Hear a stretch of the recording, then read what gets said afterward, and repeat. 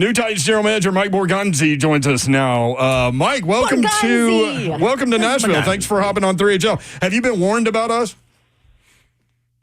No, I have not. No. Perfect. No. Thanks for having me on, by the way. Good. Perfect, Mike. Hey, how familiar with Nashville are you? You know, the first time I was down there, I was working at Boston College, and we played in the Music City Bowl. So I think that was back in 2007 or 8. So spent a week down here when I was working with them, and then I've been back a bunch just doing visits at Vandy when I was doing school calls and just down here for the games with the Chiefs. So got to spend a little bit of time down here, and it was a great experience every time I came down here. Well, we, again, appreciate you hopping on with us. You were the coveted guy in the GM hiring cycle. I'll say that. You don't have to. What was it about the Titans opportunity that made you choose them? I think I mentioned it today in the presser. You know, I went through the interview process, and, you know, I met with Amy, and, you know, I thought it was great ownership here. I thought there was great people in the building. And like I said, too, the city of Nashville was attractive for me. You know, we do have the number 1 pick in the draft, so I thought that was attractive. But really just the people. And, you know, I've known Chad Brinker for a while, and we've talked about working together for a long time. So, you know, I think everything kind of just lined up, and I think it's going to be a great place for my family, too. I have 2 kids, so it's going to be a great place to raise a family. There's been so much talk in this market about roster control. How will the roster responsibilities be organized between you and Chad Brinker? I think we talked about that a little bit today, and I mentioned in Kansas City, you know, we had a group of people that were decision makers, and, you know, whoever had control of the 53 was never discussed. So for us, you know, we made decisions when we were in Kansas City for the best decision for the Chiefs. So, you know, I will have, you know, authority over the draft and free agency and any kind of roster moves, and Chad will be there to support me, and he'll have the final decision if there is a tie. But like I said in the presser today, I've never been in a draft room where we were talking about a player and I got overruled, or somebody got overruled by the person who had the 53 control. It just doesn't happen, especially the way in our process too. Do you think it's kind of crazy that it's been made such a big deal here? I'm sure you got asked numerous questions about it. We're asking you about it. Yeah. Everybody wants to talk about it. It's kind of weird, huh? Well, I get it. I mean, it's put into people's contracts in the league, and I think it does get overblown a little bit, and no one really knows whether it's the coach, the GM, sometimes it's the owner that has the 53. So, yeah, I mean, I get the questions. I get it because it's a new setup here, too. But like I said, it's not going to be an issue. So you mentioned knowing Chad Brinker. What about him, and what about you guys working together? Do you feel kind of helped to influence you wanting to say yes to joining this team? So I've known Chad for about probably 16 years now. I first met him on the road when we were doing advanced scouting. And, you know, he comes from the same system I did. When I was in Kansas City, we had John Dorsey come in who implemented the Green Bay scouting process. It was first created by Ron Wolf. So we have a very similar background, and we speak a lot of the same language when we're talking about players and the scale and the process. So, you know, I thought it would be a great partnership. And we talked in the past about working together in some capacity. Over the years, we've talked to players, and so I think it's going to be a really good fit for the both of us. Looking forward to it, obviously. So another thing that has come up with Titans fans is the draft and develop guys comment from Chad Brinker. And I've been in this city for 20 years now covering this team. And so, you know, in the past, prior to Miss Amy kind of taking over, the free agency was not a big deal for the Titans. We would never pay attention to it because, honestly, they never did a whole lot in free agency. That has since changed, obviously. But I think Titans fans are curious with the emphasis on draft and develop guys. Will that change how, I guess, free agency is looked at or will look like for the Tennessee Titans now? I think it's a year-to-year thing, but I think to get it off the ground and to build the culture that you want, I mean, we did that in Kansas City when we went through the draft, and we built a foundation of players. And I think that's how you build a culture. You can't just put a team together in 1 year. And that's the only way it really works. That's the way it worked for us when we were in Kansas City. Is you draft these guys, and then there's a culture that's set in place, and it becomes a standard, and you keep on stacking very good draft classes. And there's going to be times where you're going to have to supplement in free agency. We did it in 19 with Tyrann Mathieu, Sammy Watkins. There's going to be times when you're going to spend money in free agency, but you have to build the core of the roster before you start doing those kind of things. How far away do you think the core of this roster is? We'll see. We'll see how this free agency goes in the draft. There's going to be urgency to fix this. We had 3 wins last year, so that's not good enough. Yeah. So we'll see. There's some pieces on this roster for sure. We went through it in Kansas City. We were 2-14 in 2012, and then 2013 we supplement with some free agents. But we really built it to the draft, and we drafted Kelsey that year in the 3rd round. We drafted a tackle, Eric Fisher, in the 1st round. So, that's when it really started. So, we became a playoff team in 2 years. We want to be patient with it. We want to be disciplined, but the urgency is still there to win. Man, Mike, 2012, 2013, that was a long time ago. Yeah, but those have been good since. Those two picks, so that seems like a lifetime ago. Those two picks you mentioned were pretty good. That Trey Smith pick in the 6th round, wasn't bad either. That was all right. Yeah, we knew all about him for sure from Tennessee. New Titans general manager Mike Borgonzi with us now. This is the part you should have been warned about, Mike. Yeah, Mike. We have now something called the Boom Boom Room, and I know with Chad Brinker and Burke Nihill and Miss Amy and all them, they may not be able to overrule you, but when you walk in here in the Boom Boom Room, you can't get overruled. Now, when you come in the Boom Boom Room, the door's locked behind you. You have to answer everything to the best of your ability, telling the truth. If not, you will be locked away in the bottom of the Boom Boom Room, and there's only 2 meals per day down there with a nice little cot for you, and it gets cold. But if you do answer correctly, you will be let out. Do you agree to these terms? I agree to it. Let's go. Yeah, it is. Lock the door, Zelf. There's that accent. Mm-hmm.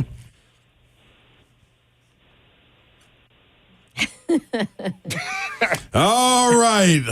New Titans general manager Mike Borgonzi walking into the Boom Boom Room. But we're going to set that to the side. Mike, when you walk in here, man, it's just two of us, man, just having a little chit-chat, man. Ain't nobody really listening. Even if they are eavesdropping on us, they ain't really listening to us. Just getting to know you a little bit. So, first and foremost, you got to have a nickname, and I would prefer to call you Mike the Bull.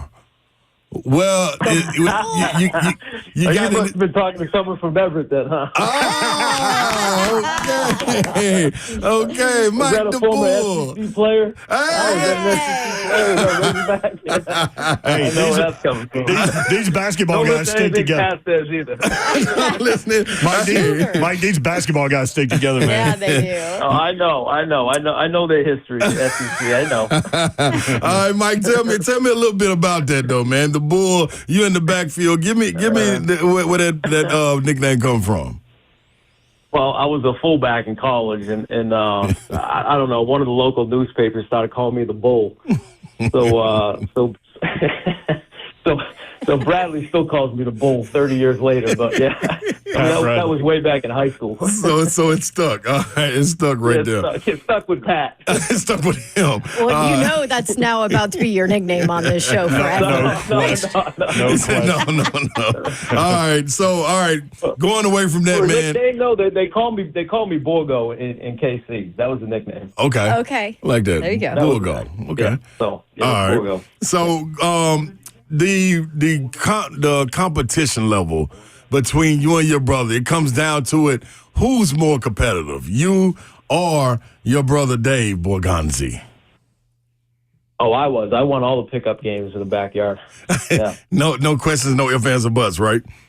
No, there's no question about it. No, I was the older brother. I won them all. Okay. All right, you get one meal to pick. You get you some Kansas City barbecue, or you get you some good Tennessee barbecue, or soul food. You can have a choice, or you get the crab rangoons with some fried rice. Which one you picking? Oh man, I'm gonna be honest. It's the crab rangoons. All day long, no question.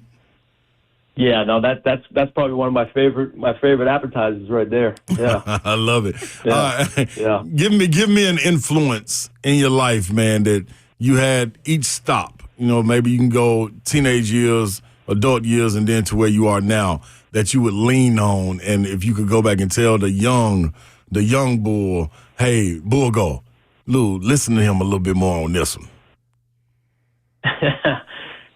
Going way back now. You talking about way back? Yeah. There you go. Yeah. Or would you like me to throw John DiBiasio out there? No, John would be. That would be it. That was what I was going to say. It was my coach, and John actually coached basketball too. He was Pat's coach in basketball. He was certainly my mentor and most influential, figure in my life besides my parents when I was growing up. And I think Pat said the same thing. Yeah, absolutely. Yeah, it was DiBiasio. Yeah. Love that right there. Have you ever been told the accent is a little too thick and you tried to leave it behind just a little bit? You're in the South now. I'm not dropping it. I still have my 617 number, too. I've had it since my sophomore year in college. So I love it. All right, last one for me, and I'll let you out of the boom boom room. You have an opportunity to tell, speaking to some young kids, what would be advice giving to them, whether trials and tribulations that you're going to come over? Do you have a story that you can share that you can relate to them where you're like, man, I leaned on this at this time to help me get over this hurdle? Yeah, it's a good question. Thank you. I would say, just staying resilient, through hard work. I got a lot of no's trying to get into the NFL, into the scouting world. And Scott Pioli hired me in 2009, but, I got 31 no's, and then one team gave me a yes. Wow. And I kept on knocking at the door. Wow. And I knocked on every door, and only one opened. Yeah. But I was fortunate enough that, Scott gave me the opportunity in 2009. That really changed my life.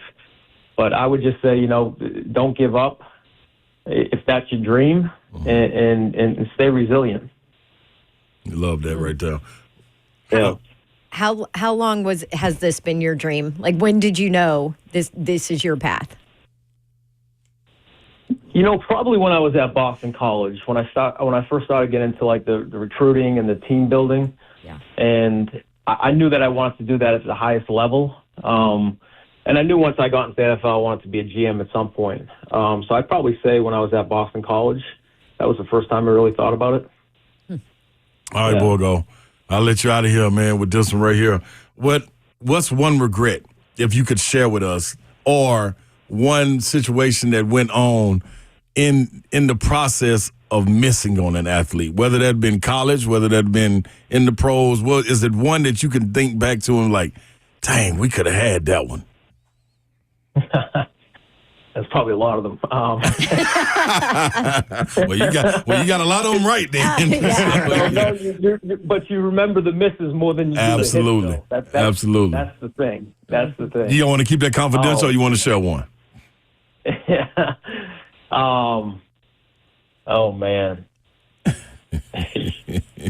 I'm probably going to keep that one confidential. All right. We'll thought about it. Yeah, as long as you thought about it, that was good. A little bit, I'm going to keep that one confidential. That's all right. You did a good job in the boom boom room, man. Let him out of there. All right, Borgo, get out of the boom boom room.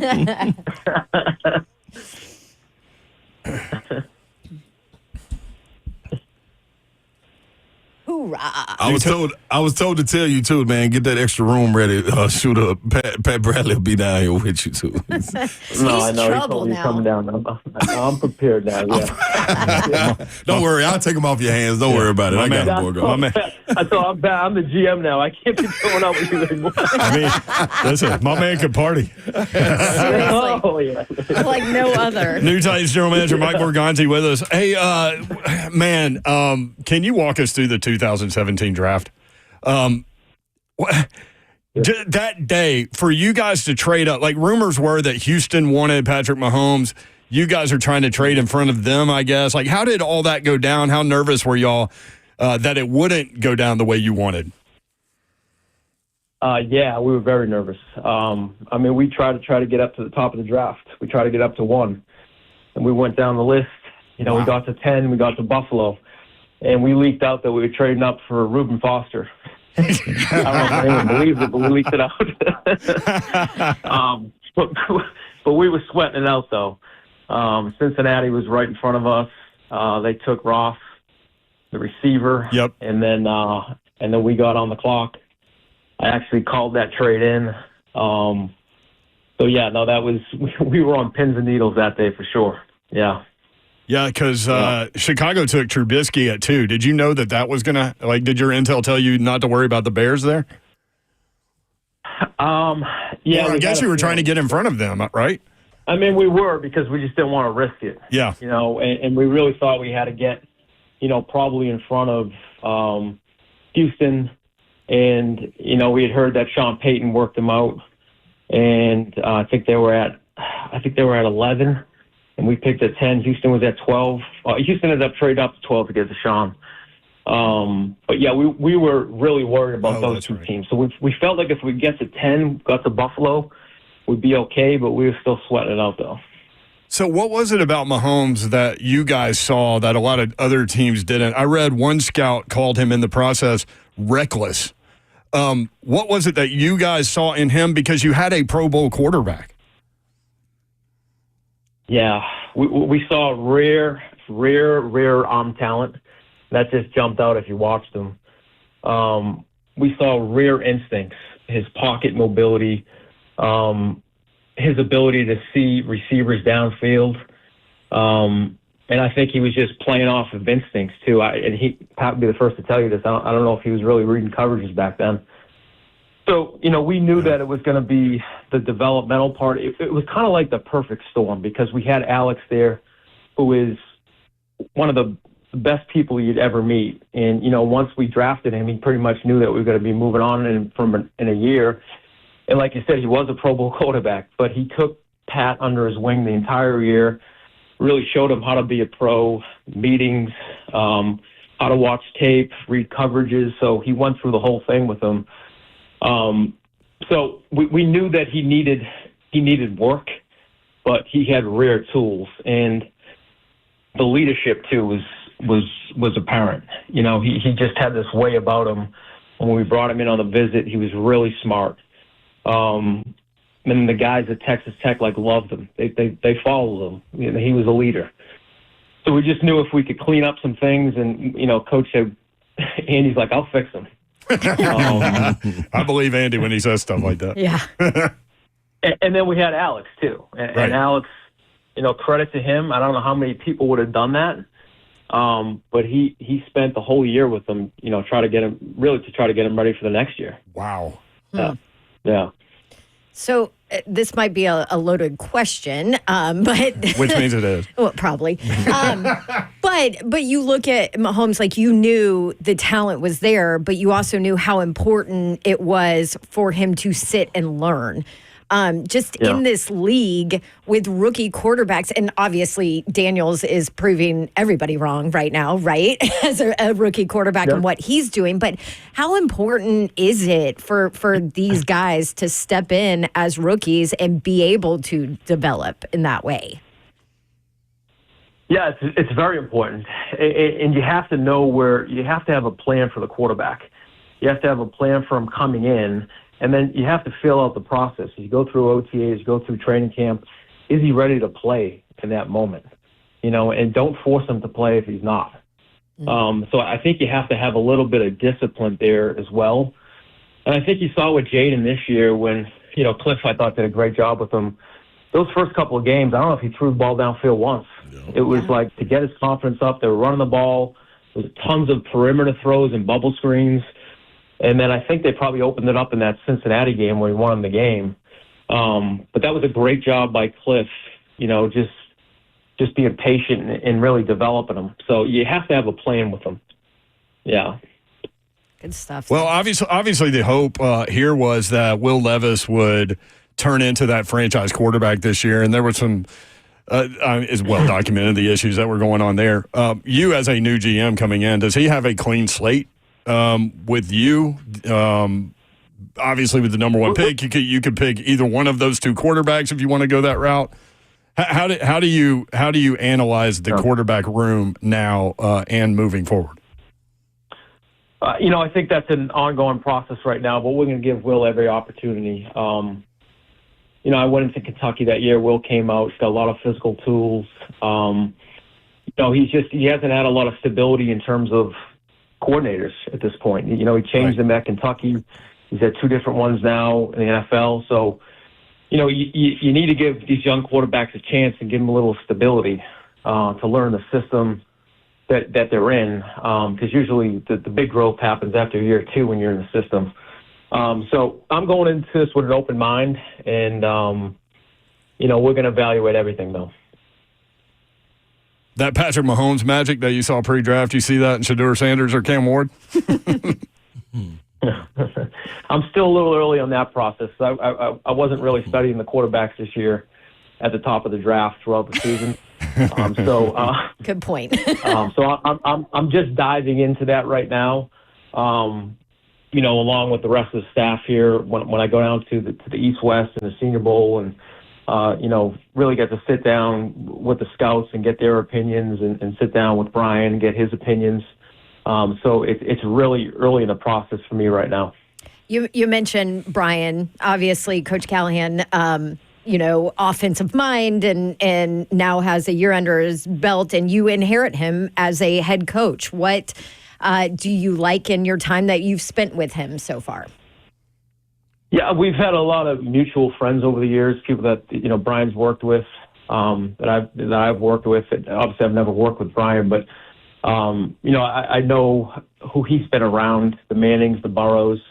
Of course, we competed against them in Kansas City, and what he did in Cincinnati as well. So, I'm just really excited, to work with Brian. His reputation throughout the league is excellent. I'm really excited about working with Brian. Did you get a congratulations text from Taylor Swift? No, I did not. No, I did not. Dang, I thought we were going to have an end. I got a pretty cool video though of my daughter who's 7. Oh. After the AFC Championship last year, Taylor was on the field and gave my daughter a high five. So I don't think she's washed her hands since then. Oh my goodness, that's awesome! Amazing. How's the family moving to Nashville and all of that? I mean, because you guys have been stable. They're excited. Yeah. I know we've been stable. My kids were born in Kansas City, so this is going to be new for them. But they're excited. They're really excited. Yeah, they're still down here with me for the night, and I'm going to be taking off to the East West tomorrow. But we got one last night here for dinner. They're going to go finish school, and then we're going to find a place to live here soon. Love it. Well, we're glad you're here. Yeah. You mentioned East West. What do you enjoy the most about scouting and getting to see the players at those All-Star games? Really, it's a chance to meet them. Yeah. Sit down and talk with them. That's the biggest thing. And of course, to see them live in person. But really, for me, it's the first opportunity, if you haven't gone into school during the year, to really just sit down and have a conversation with them. So that's what I look forward to. There he is, new Titans general manager Mike Borgonzi. Can we ask about Trey Smith just real quick? One more. Yeah. One more, Borgonzi. Yeah. Did you put him in the He's suitcase? he's on another team right now, so I can't say. No, I know. No, I'm That just is going. true. I want to go back to the process of just because I remember covering him in college. Everyone here wanted the Titans to draft him, and were pissed Everybody. that they passed on him multiple times. But like I worked a Tennessee game on the sidelines, and I remember going through with Coach like his entire like he never practiced during the week because they were dealing with his medical issues and trying to kind of figure it out, and clearly it affected his draft stock. But I'm just curious what that whole process was like for you with what he was kind of going through in college, and it was a little bit of a risk that paid off, obviously. Yeah, and I give our doctors a lot of credit. You know, we're very thorough in our whole process. You know, whether it's the evaluation of the talent, the character, and the medical. So obviously, you know, Trey was one of the top players in the draft at the position, and we just wanted to make sure. You know, a lot of people had concerns about the medical. Obviously, that's why he went in the 6th round. Right. But when we sat down with our doctors, you know, they felt like he didn't have to be on the medication that he was on anymore, and that he could practice. Wow. At the time, you know, we would have had to run a test to make sure that he was cleared, but they weren't going to do that till after the draft. So our doctors said, you know, we're about 95% sure that he does not have to be on this medication. So we drafted him in the 6th round. He went through the medical testing once we got there, and he was cleared. Yeah. How So grateful that's was really he it. to you guys? We love him, by the way, here in Tennessee. So I mean, dog. Yeah. yeah. Yeah. He's a great human being, really, and he's a great football player, but great human being. Yeah, he was very grateful. You know, he's great family. Sister Ashley, who actually interned for us one year. Oh, nice. At training camp, and now she works in the league office. But just a tremendous human being and tremendous football player. I can't say enough good things about Trey Smith. Oh, well, you can't say it, but I'll say it. He's he perhaps might be available. Yeah, put him in your suitcase next time when you Just come back from East West. bring him on to Nashville. Titans General Manager Mike Borgonzi. Hey, Mike, thank you for the time, man. I know it's been a busy day and a hectic day, and we really appreciate you wrapping your day with us. Appreciate it, man. Yeah, no, I appreciate you guys having me on. This was fun, and hopefully we'll talk more. Yep, Most definitely. we will. Welcome to town. There he is. All right, thank you. Titans General Manager Mike Borgonzi.